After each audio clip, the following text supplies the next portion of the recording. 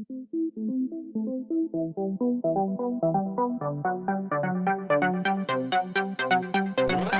is up, YouTube?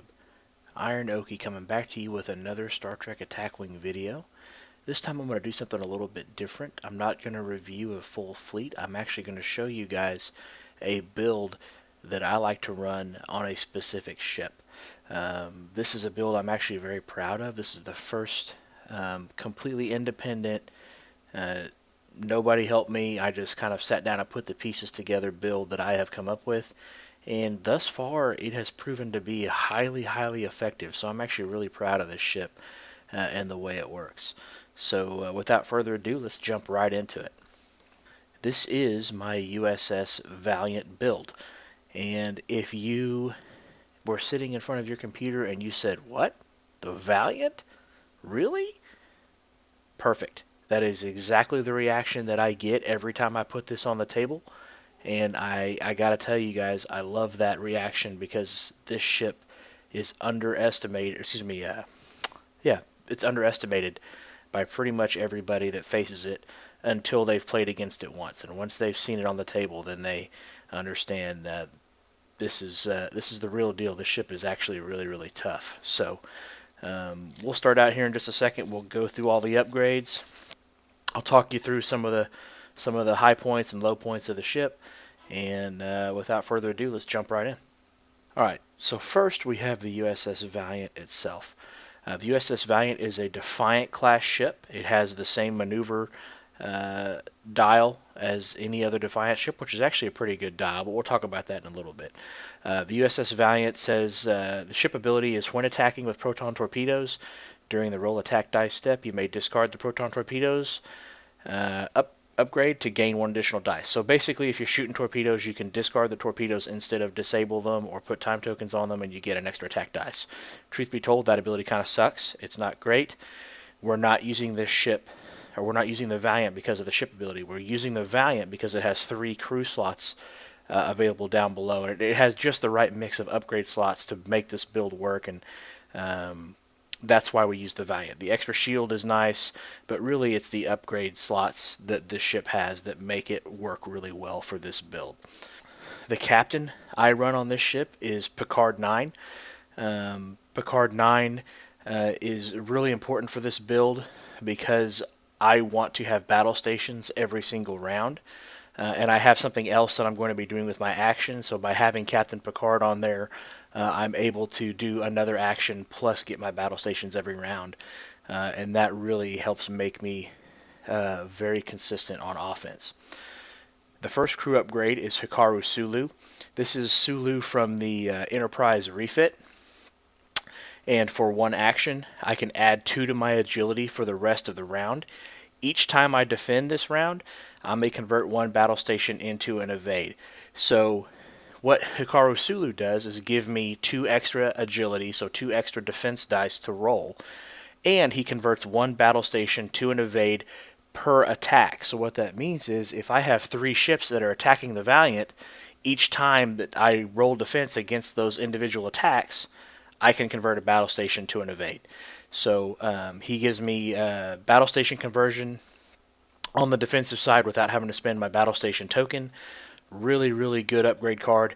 That's my action that I like to use, and that's why I want Picard, so I have battle stations, plus I can use Sulu's action. Okay, the next crew that I run is Natasha Yar. Natasha Yar adds 2 weapon upgrade slots to my upgrade bar, so that takes care of the Valiant, which only has 1 upgrade. Natasha adds 2, and then when attacking during the modified defense dice step, during the modified defense dice step, I can place 2 time tokens to re-roll up to 3 of my attack die. So basically, 2 time tokens means every other turn I can use Natasha Yar to re-roll up to 3 dice. So when you look at the combination of battle stations plus 3 dice re-roll every other turn, you get remarkable consistency out of this build on offense. So this combination of crew I have found to be highly, highly, highly effective on the Valiant. Now, the last crew slot that I use is actually Quark. So Quark does make this a non-faction pure ship. Other than Quark, the ship is faction pure. So you have to do a little tweaking to this if you want to run it in a faction pure setting. But if you're not too worried about faction pure, then Quark is a good mix here. And I'll show you here in just a minute what I run underneath Quark. For defense, I'm running Unimatrix shielding. Unimatrix shielding adds 2 to my ship's shield value. And if I'm defending against a Borg, I can disable shields to cancel hits and crits. Unimatrix shields is a really, really nice upgrade to give a lot more durability to a ship. So the Valiant itself has 4 shields. You throw the Unimatrix shielding on there, and now I have 6 shields and 3 hull, making it a pretty decent sized ship. So it's got good durability, and it's tough to hit with the combination of Hikaru, Sulu, and what I'm going to show you here in a minute. The ship's difficult to hit, and when you do hit it, it's got quite a bit of durability. So this ship has a ton of staying power. The next upgrade on offense is upgraded phasers. When attacking with my primary weapon, get +1 attack die. Excellent card. And then once per round, if I hit an attack squadron with my primary weapon, I may immediately make a second attack against the same target. So what that means is up against an attack squadron, I basically get 2 attacks. So if you're meta or you're playing somebody who really loves squadrons, upgraded phasers is a fantastic card. It really penalizes those squadrons, does a really good job against them, and it actually fits on the Valiant because the restriction is primary weapon value of 3 or less. So the Defiant class ships actually can run upgraded phasers, and that makes that upgrade almost a must-have on any Defiant class ship that you're going to run. Now you'll notice the Valiant only has 1 weapon upgrade slot, but because I have Natasha Yar as crew, she adds 2 more. I use one of those 2 to add Type 8 phaser array. So the combination of upgraded phasers and Type 8 phaser array gives me +2 to my primary attack value. So now instead of 3, my primary weapon being 3, my primary weapon is now 5. Most people that I've talked to, and again, guys, I'm a new player, but most people that I've talked to agree that the primary weapon value, if you're going to have a serious ship that you're going to invest points into, primary weapon value of 5 is pretty much the minimum. If you're not using ships with primary weapon value of 5 or better, then you're probably running smaller ships in a swarm type fleet.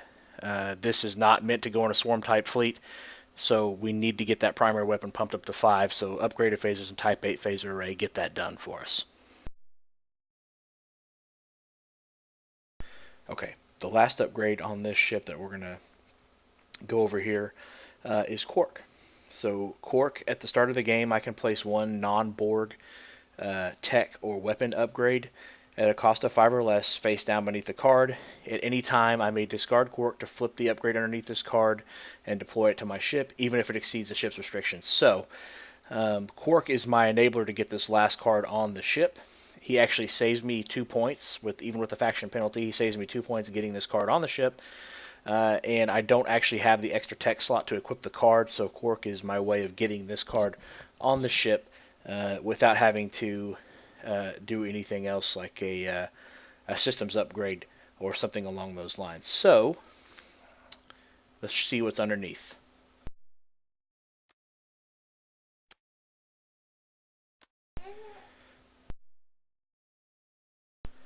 Alright, underneath Quark I run multi-adaptive shields. Multi-adaptive shields says this upgrade only functions while you have active shields. Each time you defend, you roll +1 defense die. When defending, you roll your full defense dice in spite of the presence of an enemy scan token. And in addition, you may roll your full defense dice against any minefield tokens. And this upgrade can only be purchased for a Federation ship. So, this gives me an extra +1 defense die, which is fantastic. If my enemy has scan, I still roll my full array of defense die. So again, highly defensive card. And if you happen to be playing against a group that runs a lot of mines, cloaked mines are kind of big in my local play group in person.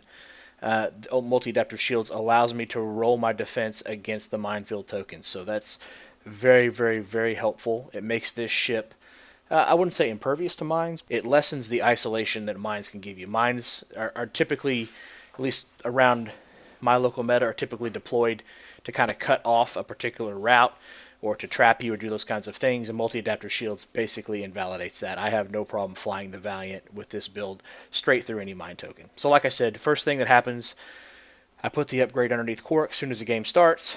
Quark says at any time I can do it, so I do it right away. Discard Quark, multi-adapter shields on the ship. I'm not trying to sneak anything up on anybody. Certainly, if you want to wait until the first time you roll defense dice, you could do it then and flip it over if you want to keep it as a surprise. Never hurts to have something up your sleeve that your opponent doesn't know about. I don't play the build that way. I just go ahead and do it right away. It's entirely up to you how you want to run that. But multi-adapter shields I run underneath Quark, and that's the card that really finishes off this build and makes it a fantastic, fantastic all-around ship.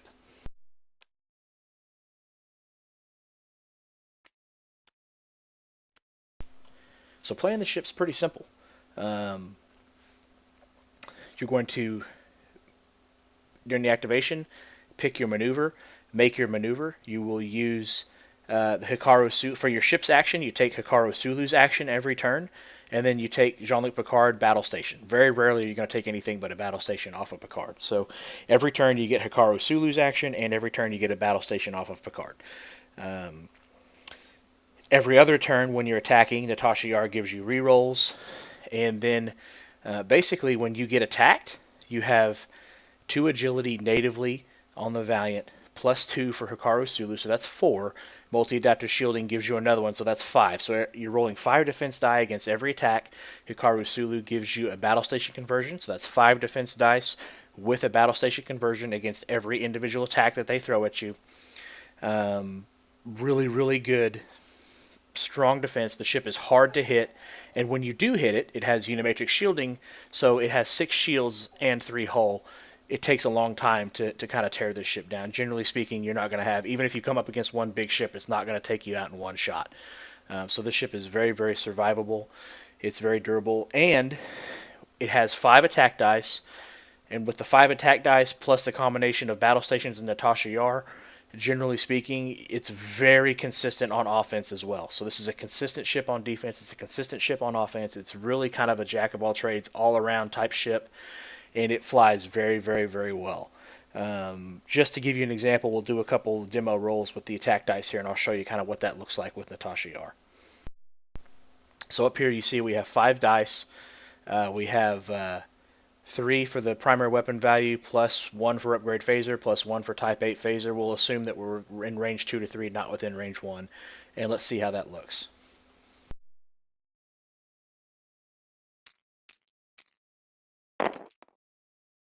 That's a pretty good roll. Let's see here.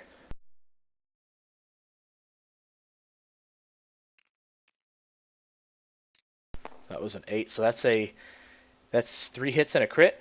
Remember, we have a battle stations token, so on this particular attack roll, we don't even need Natasha Yar. We can just go convert that battle station by spending the token, and we have 5 or 4 hits and a crit.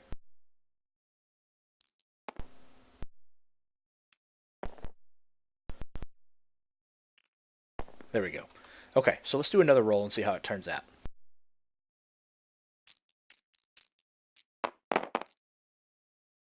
Okay, that's not a great roll. So let's see how we ended up. We have 1 crit, 1 hit, and 1 battle station. So we have a battle station token. Let's assume we're going to go ahead and use Natasha Yar. We'll go ahead and throw 2 time tokens on her and re-roll the blanks.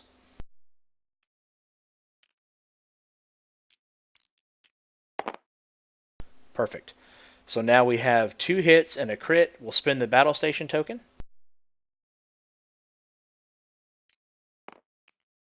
And there's 5 hits again. Let's do one more roll just to try it out.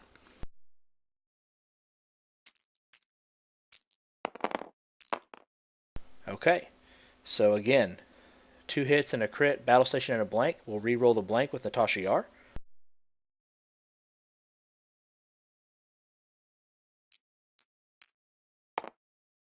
And there's a battle station. We'll spend the battle station token and convert. So that's 3 dice rolls, 3 sets of 5 damaging attacks, different mixes of hits and crits, but 5 damaging attacks on 3 straight rolls. Yes, Natasha Yar is only online every other turn, so you can't use her rerolls every time. But every other turn, you're probably odds are good that you're going to end up with a full 5 hit attack roll. Um, that's really good odds. That's very consistent. And just out of curiosity, let's try the defense and see what it looks like with Hikaru Sulu defending against an attack. So there's 2 dice for the native agility of the Valiant.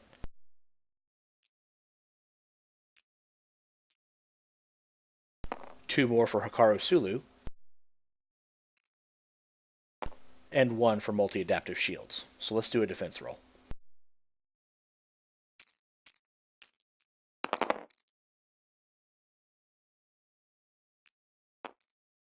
Okay, well that was not a great defense roll, but Hikaru Sulu does convert a battle station to an evade every turn. So we have 2 evades. Let's try again.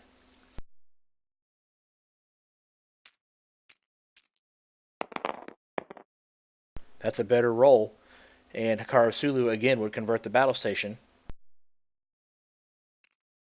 So there's 4 evades. Let's do another one.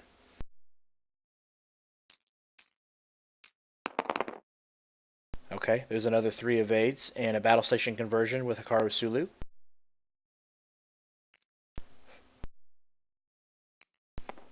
That's 4 evades. Let's do again.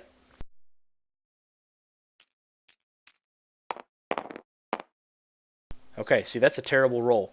I can't do anything with that. That's 5 blanks. That happens from time to time. Defense die are not nearly as reliable as the offensive dice. So on occasion, you're going to have a roll like that where you get 5 blank dice, and that's why it's important to have the Unimatrix shielding on there. Because with the Unimatrix shielding, I have 6 shields plus 3 hull before the ship is dead.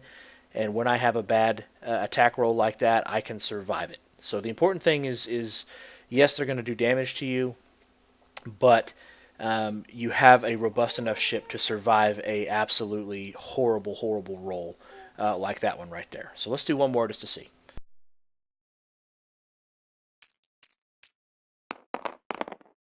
That's a more average roll. No battle stations for me to convert, but I have 3 evades right there. Again, that's a pretty decent and more average roll. You're going to usually get 2 to 3 evades with a battle station out there. So again, you can get pretty consistent results on defense, and you have enough shielding and enough hull to take a big hit if you have a disastrous defense dice roll. So ship is real easy. Make your maneuver, take the Hikaru Sulu action to give you the extra agility, and then use Picard to give you battle stations. And if you end up in a bind and you need to convert more than 1 battle station, the ship's going to die if you can't convert more than 1. Fine, spend your battle stations token and convert on defense. It's okay. So the ship actually does really well. It's incredibly difficult to knock off the table, and I've been very pleased with how this ship actually runs. The last thing I want to do is kind of talk you through the good, the bad, and the ugly about this ship. We'll start with the good. It's got fantastic survivability and durability. 6 shields, 3 hull, that's 9 damage it can take. That's nearly as strong as a Riemann Warbird, nearly as strong as a Kelvin Constitution, and this is a little Defiant class ship. It can take the hits. Not only can it take the hits, it has a ton of defense dice with a battle station conversion coming from Hikaru Sulu, so it's actually very consistent. Not only can it take hits when they come through, but it does a really good job of evading most hits that come its way. So I've had rounds where this ship has been attacked by 2 or 3 Burrell class ships every round, and it's dodged every single attack and just taken them out one at a time in three running rounds. It's amazing. It's a ship that really reminds you of what that Defiant class ship is meant to do. Get out there and fly kind of wild and crazy and be evasive, and then just deal massive damage when it throws its dice. So good survivability, great survivability, great durability. It has good offensive strength. 5 dice primary is a good, strong, solid offensive attack, and then it's very, very consistent. It has very good quality because if you're using Picard, you're getting battle stations every turn, and Natasha Yar, you get up to 3 dice reroll every other turn. So really fantastic consistency offensively as well as good defensive capabilities. The ship has good maneuverability. The Defiant movement dial is actually really good. It can move around. It does most anything that you can want it to do. It's not the fastest ship out there, but it's very, very, very maneuverable. So it's a great little ship to fly. Does a great job against squadrons and does a great job against mines. So if those are two things that are played in your meta very often, this ship does a really good job against both. And it's kind of hard generally to find ships that do well against multiple things. Generally, you end up having one ship to do this and one ship to do that. And then the Valiant with this build is really a jack of all trades. It does really well against most anything out there. Let's talk about the bad. It's an expensive investment in points in the game. The ship is 50 points. As I built it with Quark, it's 50 points. So it's literally sitting at the limit of a 50-point ship. It's more than 1/3 of your fleet, regardless of what your fleet is. It's more than 1/3 of that fleet. So it's a very hefty points investment. It's a good ship for the investment. You get a lot of bang for your buck there.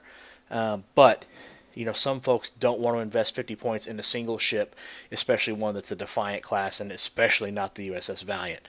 Trust me, it's worth it, but I understand the hesitation in investing 50 points in a ship. The ship ability itself is lame. Number one, I don't even run torpedoes on this ship. So, I wish they had given it a better ability. It's just not very good. It's not very useful. Literally, the reason we run the Valiant instead of the generic Defiant is because I want the 3 crew slots, and I want that extra shield. So for 2 points difference over the generic Defiant, it works, and I'm okay with it. But the ship ability is a total waste. Defiant class in general, unfortunately, I'm not sure why. They made the Defiant class pretty weak. Like the base stats on the card, 3 attack, 2 agility is good. 3 attack is weak for a Defiant class ship. With phaser cannons, I'd be okay with it having a primary weapon that only shot at range 1 to 2, if they would actually turn that up to 5 without upgrades. Like it's not strong enough to really embody what the Defiant class ship is. So that's unfortunate, and you do have to spend, again, you got to spend 50 points to make this ship really, really, really good. But if you do spend the 50 points, it is really, really, really good. The ship is vulnerable to Ox. So if you have to do a come about and you take an Ox token, you don't get your Picard battle station and you don't get your Hikaru Sulu action. So if you lose both of those things, you lose a big piece of the offensive quality and you lose a big piece of the defensive portion of this build. So if you're doing come abouts, you're taking Oxes, that's really bad. If you play against a player that's using the Ferengi torpedoes to force you to take an Ox, that's really bad too. So the ship has weaknesses, and the biggest one is Ox. If you get an Ox, you've got to clear it immediately. If you don't, the ship may not last all that long. You have Unimatrix shielding. You have enough durability to survive a turn with Ox, but you can't have somebody stacking multiple Ox tokens on you. If you do, you're going to be in real trouble real fast.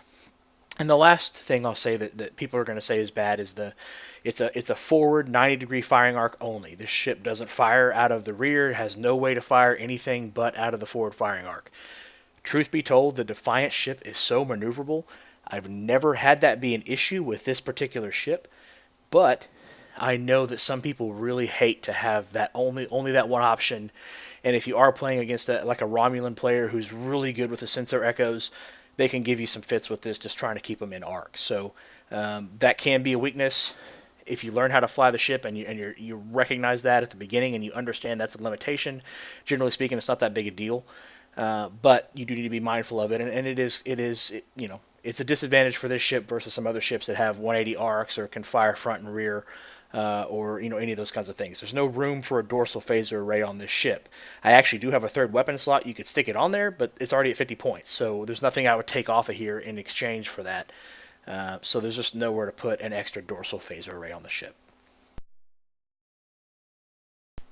Last but not least, we've done the good, we've done the bad. Now let's talk about the ugly. Here's the reality. If you want to build this ship, not in Tabletop Simulator, if you actually want to build this ship to take with you to your local game store for your local game, build it in person with the physical stuff, it requires 7 different expansions plus the original starter in order to make this happen. Um, it takes a lot of different stuff to piece this ship together. That's not the worst thing. The worst thing is when I did the math on what it costs to actually get all of these expansions to make this work. It's north of $250. So you're probably looking at $255 to $260 at current rates to actually build this ship in person with the actual upgrade cards. That's brutally expensive. If you already have a full collection, no big deal. You've already got all the stuff, throw it together, it's ready to go. But if you're a newer player like me starting out, um, this was a tough pill to swallow. The Defiant, the original Defiant, is my favorite ship in all of Star Trek. I knew that when I got into this game, I was going to play the Defiant, and I have a great build for the Defiant that I will show you guys probably in either the next video or another one, real soon. But I wanted to play the Defiant, and I learned very quickly that you need to have upgraded phasers and the Type 8 phaser array to make a Defiant class ship really good. And, the upgraded phasers comes on the Lakota, the Type 8 phaser array comes on the hood. Those are two really, really, really expensive upgrades. That's $100 right there for those two expansions. Um, so, it's cost prohibitive to build this ship on the real table. Guess what? On Tabletop Simulator, it doesn't cost a dime. So, that's one of the great things about Tabletop Simulator. You have unlimited cards, unlimited upgrades. You don't have to go pay for that stuff. It's fantastic. So I'll do some more videos specifically for Tabletop Simulator coming up pretty soon. But if you are going to build this ship in person, it's going to hurt your wallet a little bit. Alright guys, well in conclusion, that is my USS Valiant build. Like I said at the beginning, this is actually the first ship that I really kind of pieced together myself, did a lot of looking, a lot of research, and just kind of figured out and did a bunch of testing, this and that and the other, and just really put this together myself. I may not be the first person to ever come up with this exact build, but I've never seen it anywhere before. And I can tell you that the people, both in Tabletop Simulator and in person, when I've put this ship on the table, people are shocked that I'm playing the Valiant, and they've really never seen anything quite like it on the table. It surprises people time and time and time again, and it has been a fantastic performing ship for me. Really, really, really good. And it's one of those ships that really, it does a good job of giving you that Defiant feel, that, bobbing and weaving, dodging fire while, returning fire and just delivering punishing hits onto ships. It is a ton of fun. And it's a lot of fun to fly. I encourage you, if you have the cards, if you're going to play Tabletop Simulator, run this build. Try it out. I'm telling you guys, it is a ton of fun to play and pretty frustrating to play against. It's hard to take off the table. And man, I can't overstate how much fun this has been. So I'm really proud of this build. This is something that I came up with, like I said, pretty much on my own. And it's the first one that I've come up with on my own in this way that has really worked fantastically well. So anyway, guys, throw your comments in the video below. Let me know what you want to see. Do you want to see more individual ship builds like this? Do you want to see more fleet builds? Do you want to see more matches in Tabletop Simulator? Tell me what you want to see, and I'm happy to oblige and make that happen.